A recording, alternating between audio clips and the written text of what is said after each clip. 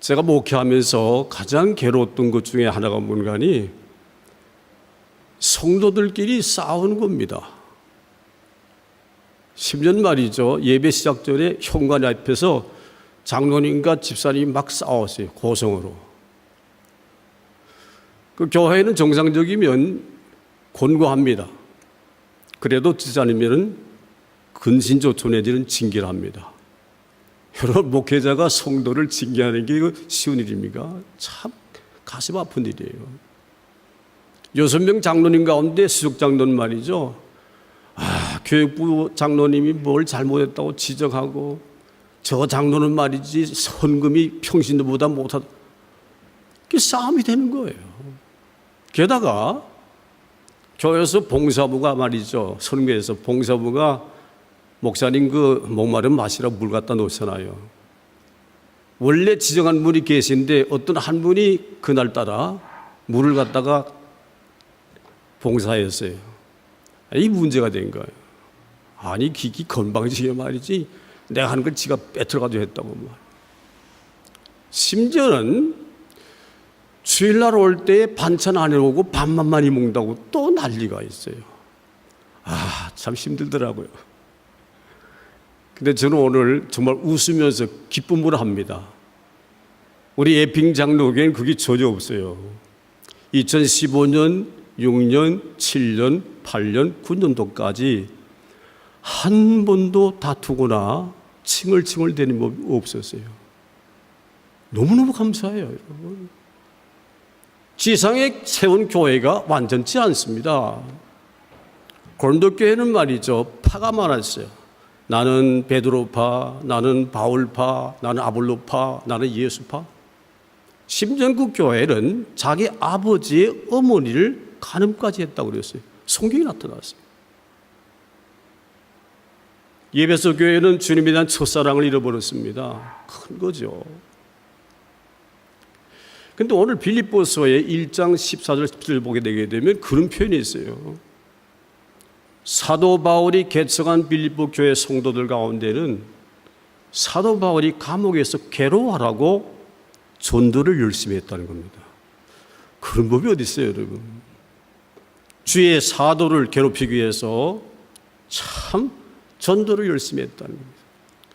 누가 더 이 교회에 터줏대감인가 가지고 싸웠어요. 누가 더 잘 가르치는가를 가지고 격렬한 싸움이 있었어요.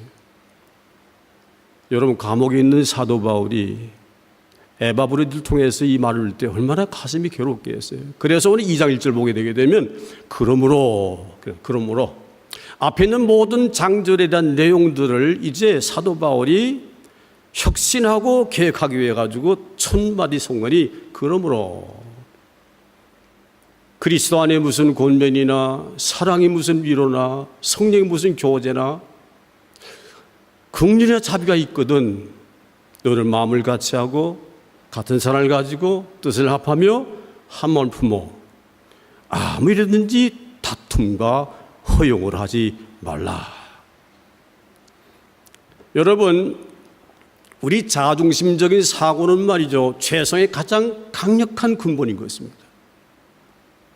자기를 위해서 사는 사람들은 하나님 나라의 공의를 못 갖춰요. 포커스를 하나님께 두고 살게 되면 다 승화가 돼요. 그래서 오늘 제목을 오로지 하나님께만 영광, 포커스를 맞추자, 그거예요.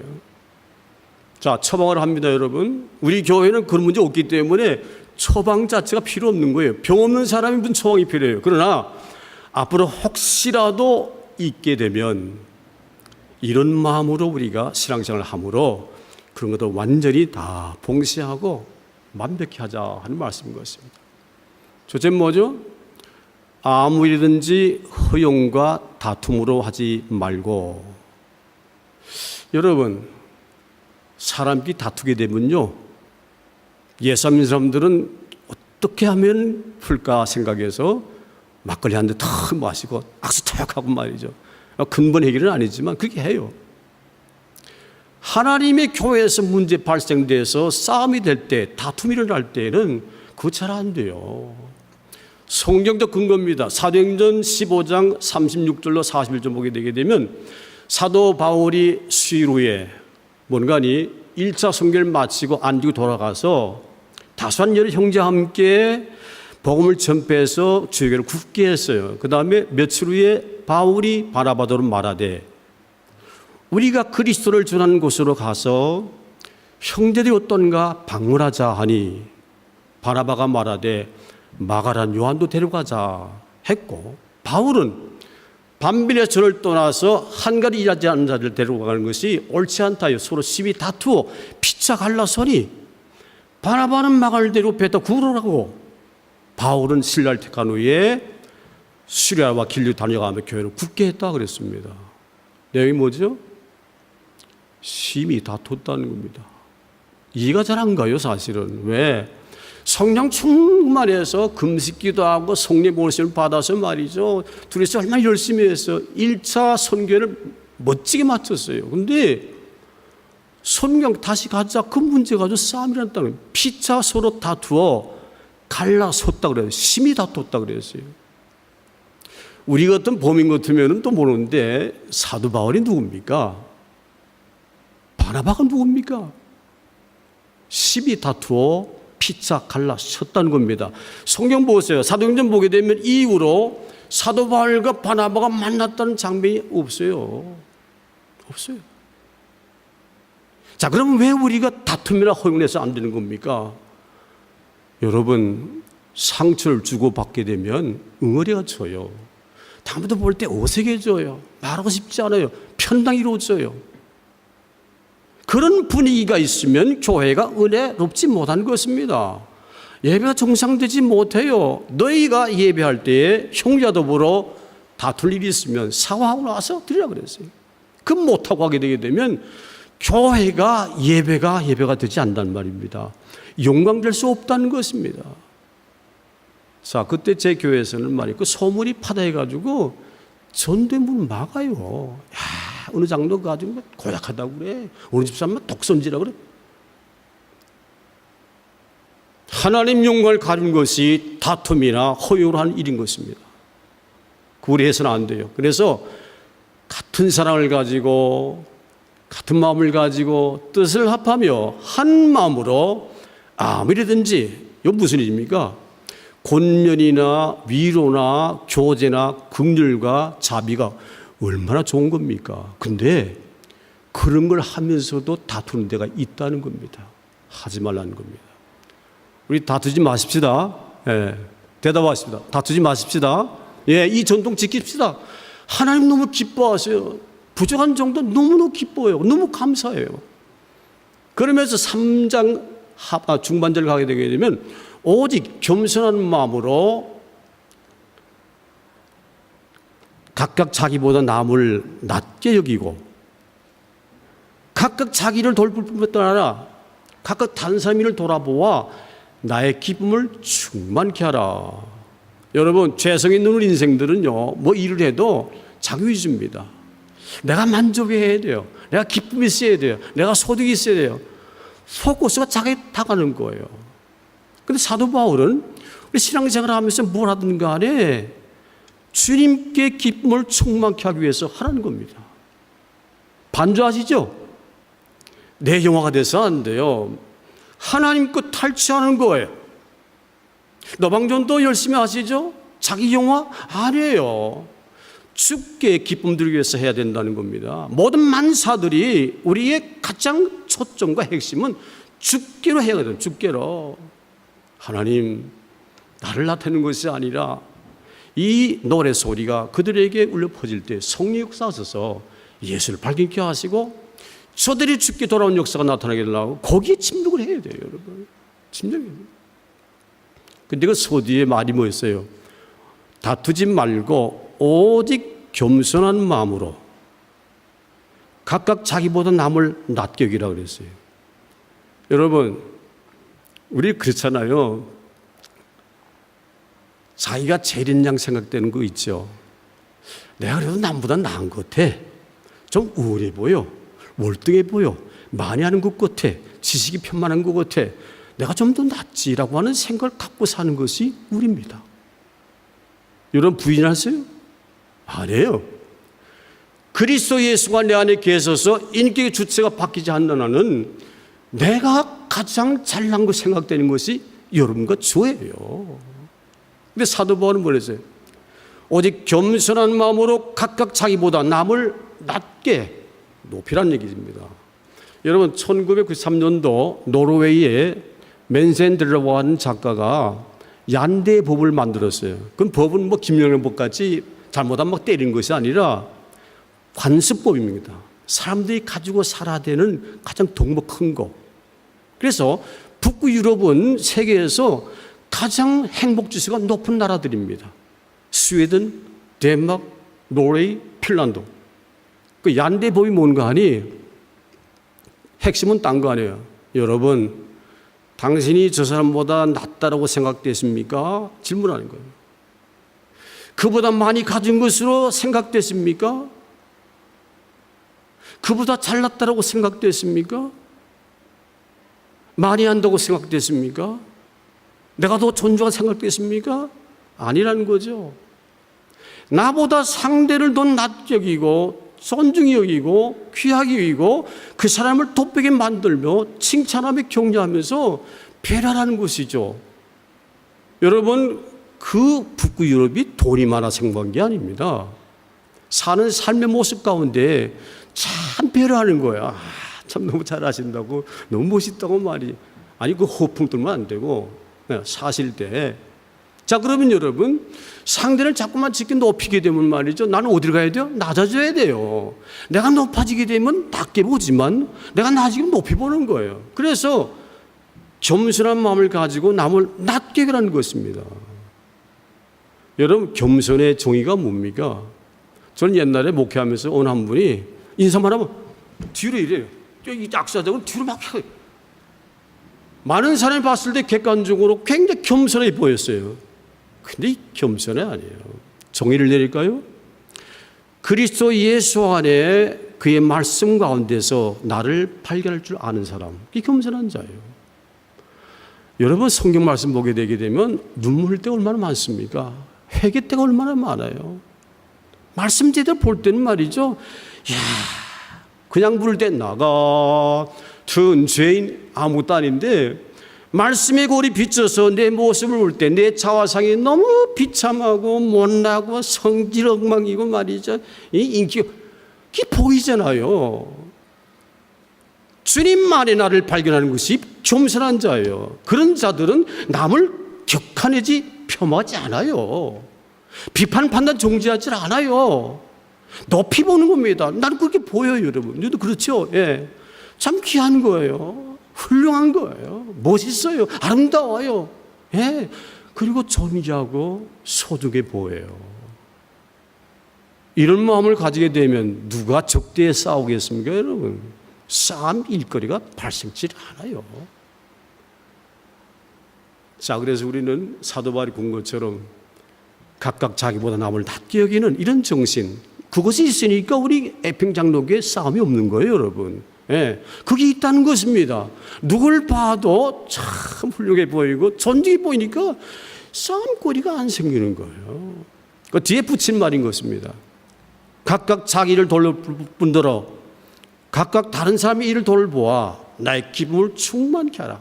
여러분, 에디구리 장로님이 뭐라고 하시죠? 아시죠? 우리 장로님께나 우리 담임 목사님께 저에게 그렇게 얘기했어요. 다른 분들이 말씀하실 거예요. 야, 목사야, 너무너무 고맙다. 너도 그 워킹비 할 때 말이지, 와, 우리 뭐 담임 목사님 다 서시고 말이, 우리 장로님, 독고찬 집사님, 또 우리 이정일 강사 다 서가지고 말이죠. 저 콘크리트 벽에다 말이지, 그 거장을 달았잖아요. 자기들로서는 연세도 그렇고 말이죠. 엄두간다는 거예요. 다 하시고 나서 그걸 다 맞췄어요. 그랬더니 너무 고맙다고. 우리는 할 뻔했죠. 너무 고맙다고. 꼭 성도들에게 감사를 전해달라고 그 말을 했어요. 자, 여러분, 이 기쁨이 에디구리 장로의 기쁨입니까? 주님 기쁨이죠. 사람 마음을 기쁘게 할 때 그 기쁨은 나의 것이 아니라 주님 것입니다. 주님 것 기쁨이 내게 돌아온다, 그 말이에요. 그거예요. 자, 여러분, 이와 같이 빌립보 교회가 사도 바울의 권고를 받았습니다. 그러면서 5절 가니까 그런 말이 있죠. 너희 안에 이 마음을 품으라 곧 그리스도 예수의 마음이니 그는 근본 하나님 본체시나 하나님과 동등됨을 여기지 않으시고 오히려 자기를 비워 종형체를 가지사 삶과 되셨고 삶을 나타나셨으니 이는 자기를 낮추시고 죽기까지 복종했으니 곧 십자가에 죽으심이라고 했어요. 사도 바울은요 강조 많이 한 것 가운데 하나가 뭔가니 나는 예수와 함께 십자가 못 박아 죽었다. 아니 지금 살아있는데 죽었다 그랬어요. 부모가 살아있으면서 말하면서도 나는 예수와 함께 십자가 못 박아 죽었노라 그랬어요. 그러면서 나는 매일 죽는다 그랬습니다.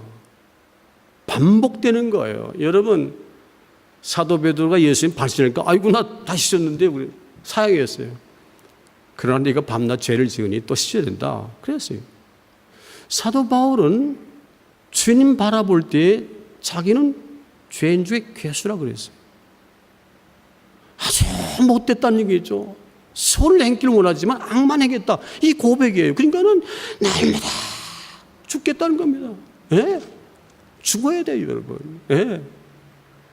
예수님은 십자가에 죽으셔서 영단번에 구원하셨지만 우리는 그 은혜로 말미암아 매일마다 죽어야 돼. 왜? 죄성이 깊기 때문에 죽어지지 아니하면 우리는 인간의 육신에 지은 죄악의 본성들이 가장 적나라하게 드러나게 되어 있다는 겁니다, 여러분. 집사람이 혹가다 저한테 그 얘기를 합니다. 날 보고 그래, 기억나시냐고 그래. 뭘 기억나냐고 그랬더니 택시를 탔습니다. 어머니 옆에 앉으시고 앞에 앉으시고 집사람하고 뭐 애 하나 둘이 같이 탔는데 제가 화가 엄청난 거예요. 그냥 우락부락 행해이죠 막.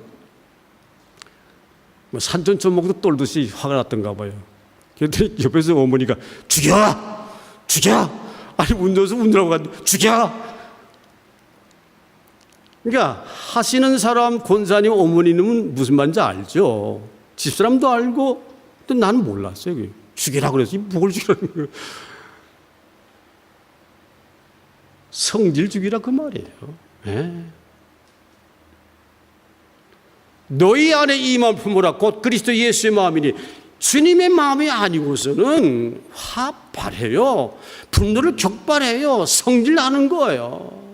미치겠는 거예요, 여러분. 그 사도 바울은 자기도 마찬가지죠. 주님 안에 푹 빠져서 주님의 분출되는 놀라우신 은혜가 아니고서는 나는 선을 행하기를 행했지만 악만 행했다는 것이 바울의 고백이었습니다. 근데 그때와 지금 차이는 뭔가니 그때는 거듭난 걸 몰랐기 때문에 말이죠. 그렇게 해놓고도 잘 깨닫지 못해서 요즘은 그래도 그나마 주님 은혜 주셔가지고 뭐 조금만 잘못해서 금방 미안하다고 사과합니다. 네. 죽어져야 돼요. 사도 바울이 위대한 것은 죽어진 것입니다. 높으나 낮아진 것인 것입니다. 많이 알지만도 모르는 것으로 치부했던 것입니다. 여러분 우리가 미국의 역대 대통령 가운데 아직까지도 최고의 인기 있는 대통령 다 아시죠? 아브라함 링컨이에요. 조국을 세웠던 조지 워싱턴보다도 더 훌륭한 분이 아브라함 링컨이에요. 그는 백악관을 기도의 집으로 만들었습니다. 정치, 경제, 문화, 사회 전반적인 모든 문제를 말씀과 함께 발췌하는 거예요.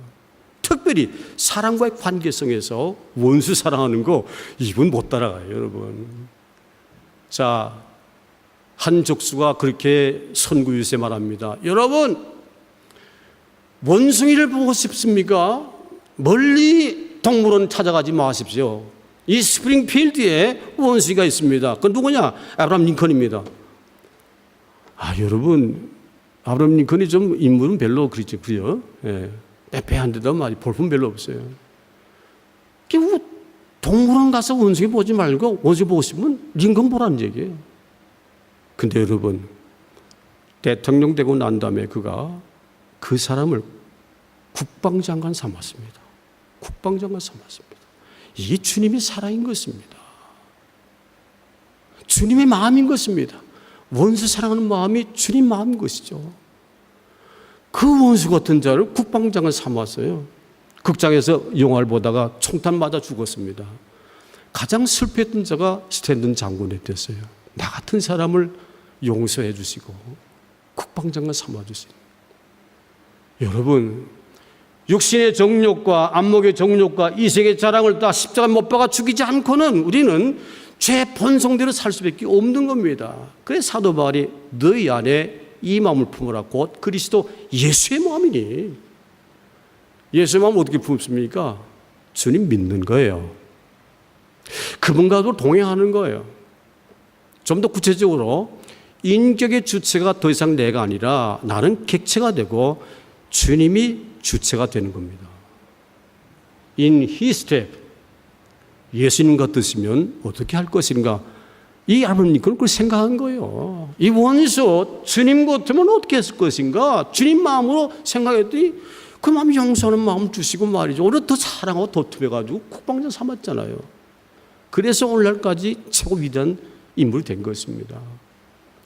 아직도 여러분과 제 가운데 살아있으면 죽여야 됩니다. 제 모친 말씀에 죽여!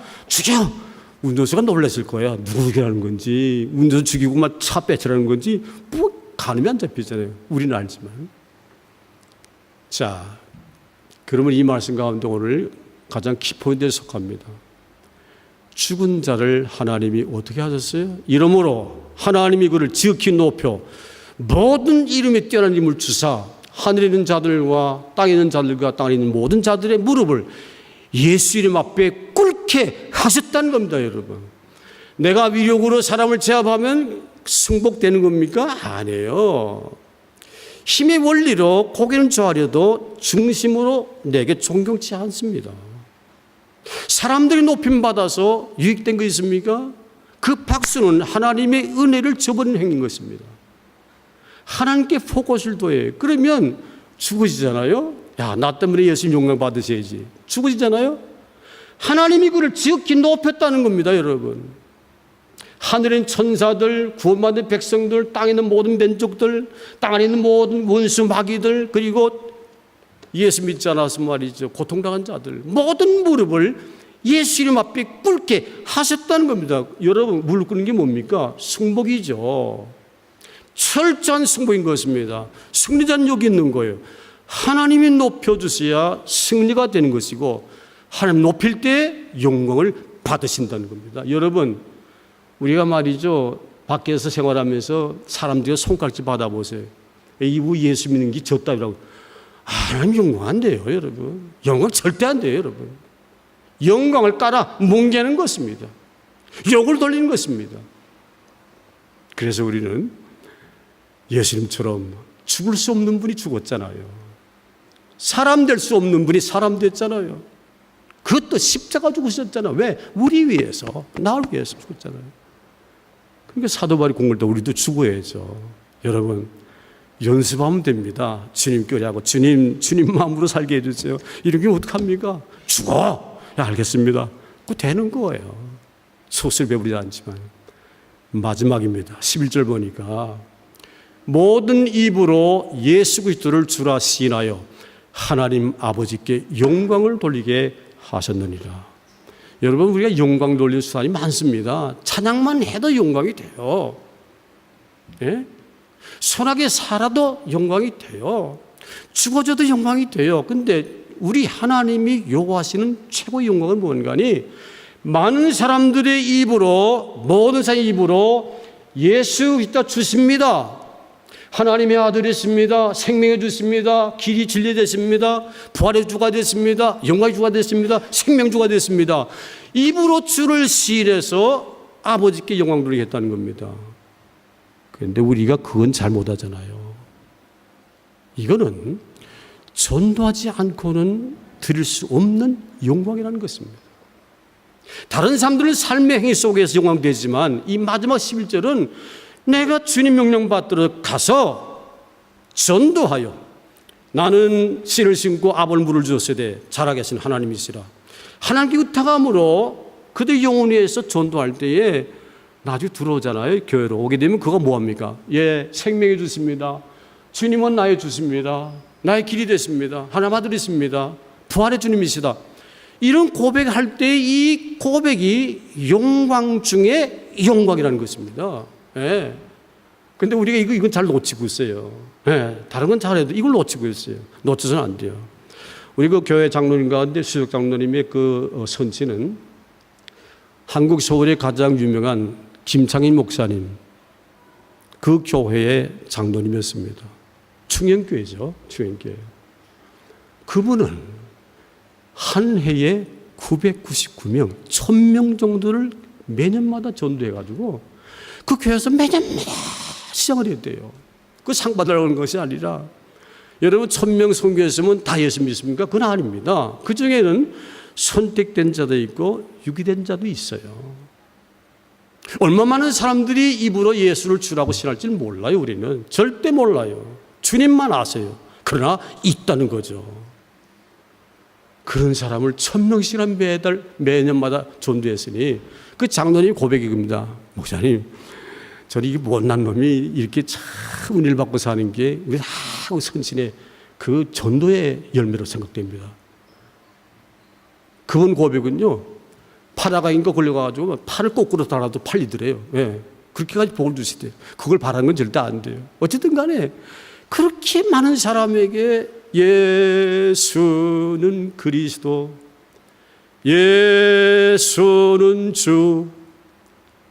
여러분, 가장 고상한 지혜는 바로 여기 있고 가장 최고의 큰 영광은 바로 여기 있다는 겁니다. 우리는 먹든지 마시든지 살든지 죽든지 뭘 하든 간에 예수 증거하는 일들에 앞장서야 돼요. 그래서 그들의 입이 마침내 예수님은 주십니다, 하나님 아들이십니다, 나의 부활해 주십니다, 이 고백이 결국은 하나님께 최고의 영광이 된다는 것입니다.